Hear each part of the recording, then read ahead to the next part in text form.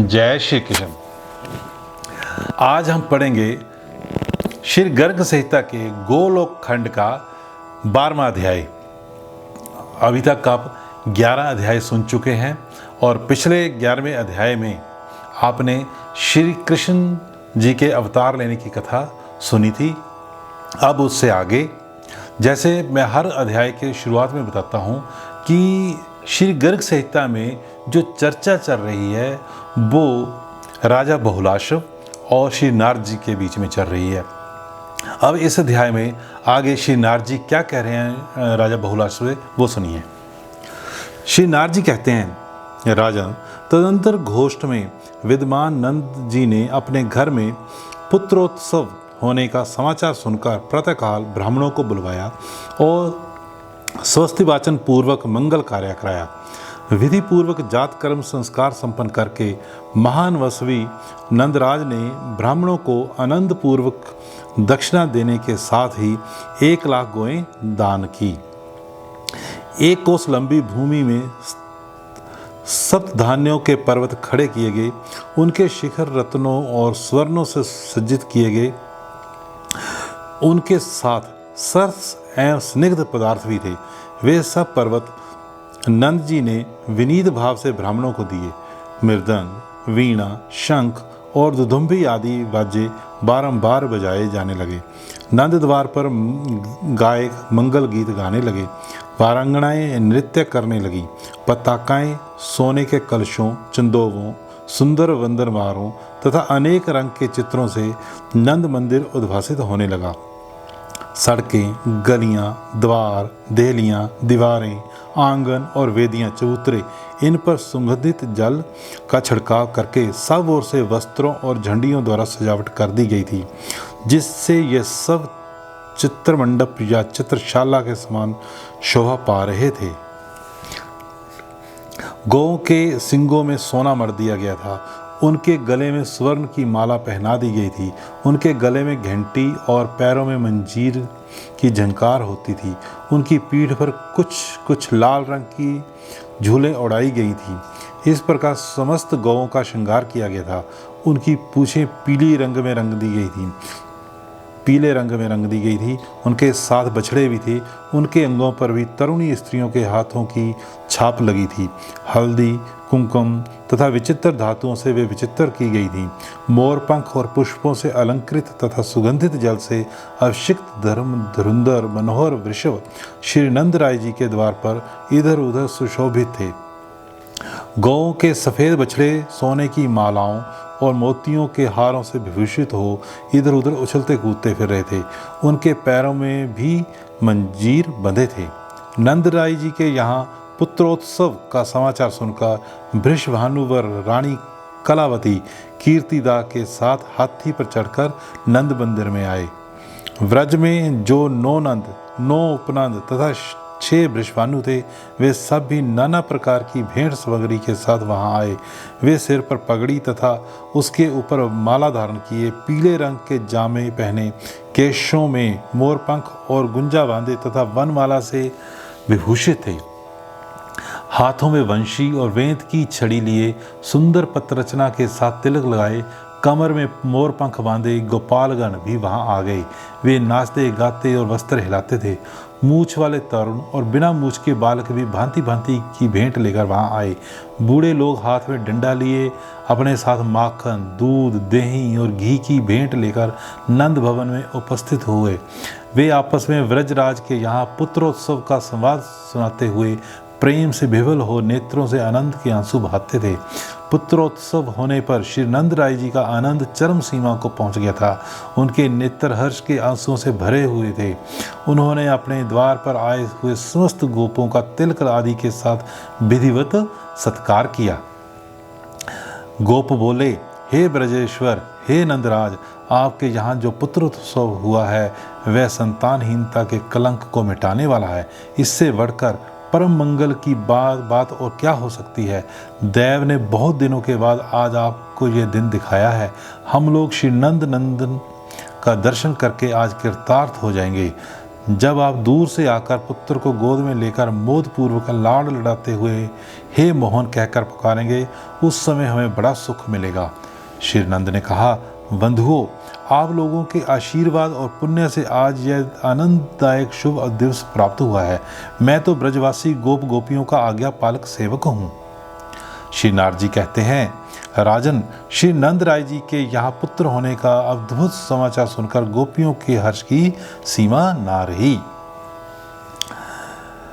देखिए, यहाँ जब भगवान श्री कृष्ण जी ने नंद जी के घर अवतार लिया तो ये पूरे गांव में, पूरे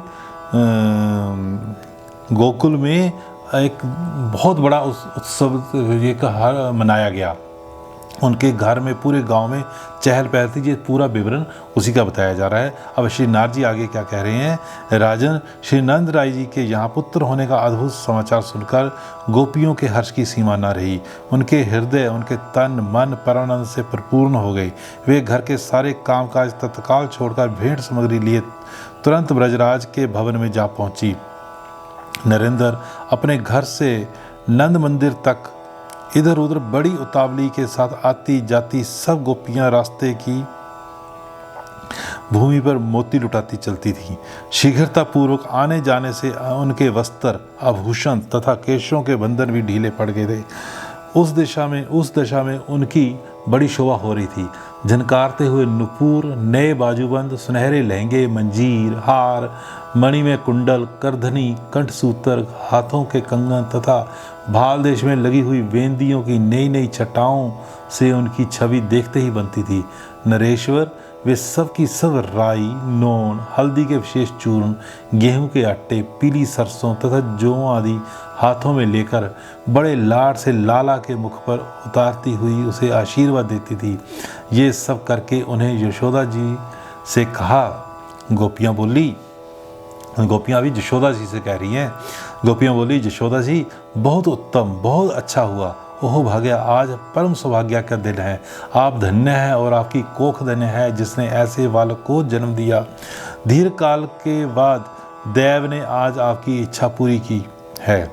कैसे कमल जैसे नेत्र हैं इस श्याम सुंदर बालक के, कितनी मनोहर मुस्कान है इसके होंठों पर। बड़ी संभाल के साथ इसका लालन पालन कीजिए। तब श्री यशोदा जी ने गोपियों से कहा, बहन, आप सबकी दया और आशीर्वाद से ही मेरे घर में ये सुख आया है, ये आनंदोत्सव प्राप्त हुआ है।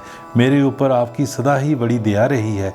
इसके बाद आप सबको भी दैव कृपा से ऐसा ही सुख प्राप्त हो, यह मेरी मंगल कामना है। बहन रोहिणी, तुम बड़ी बुद्धिमती हो, सब कार्य बड़े अच्छे ढंग से करती हो। अपने घर आई हुई ये ब्रजवासिनी गोपियाँ बड़े उत्तम कुल की हैं। तुम इनका पूजन, स्वागत, सत्कार करो। अपनी इच्छा के अनुसार इन सबकी मनोवांछा पूर्ण करो। श्री नारद जी कहते हैं, राजन, रोहिणी जी भी राजा की बेटी थी। उनके हाथ तो स्वभाव से ही दानशील थे। उस पर भी यशोदा जी ने दान करने की प्रेरणा दे दी। फिर क्या था, उन्होंने अत्यंत उदारचित होकर दान देना आरंभ किया। उनकी अंग कांति गौर वर्ण की थी। शरीर पर दिव्य वस्त्र शोभा पाते थे और वे रत्नमय आभूषणों से विभूषित थी। रोहिणी जी साक्षात लक्ष्मी की भांति ब्रजांगनों का सत्कार करती हुई सब ओर विचरने लगी। साक्षात परिपूर्णतम भगवान श्री कृष्ण के व्रज में पधारने पर सब ओर मानव वाद्य बजने लगे। बड़े जोर जोर से जय जयकार की ध्वनि होने लगी। उस समय गोप दही, दूध और घी से तथा गोपांगनाएं ताजे माखन के लोंदों से एक दूसरे को हर्षोल्लास से भिगोने और उच्च स्वर से गीत गाने लगी। नंद भवन के बाहर और भीतर सब ओर दही की कीच मच गई। उसमें बूढ़े और मोटे शरीर वाले लोग फिसल कर गिर पड़ते थे और दूसरे लोग खूब ताली पीट कर हंसते थे।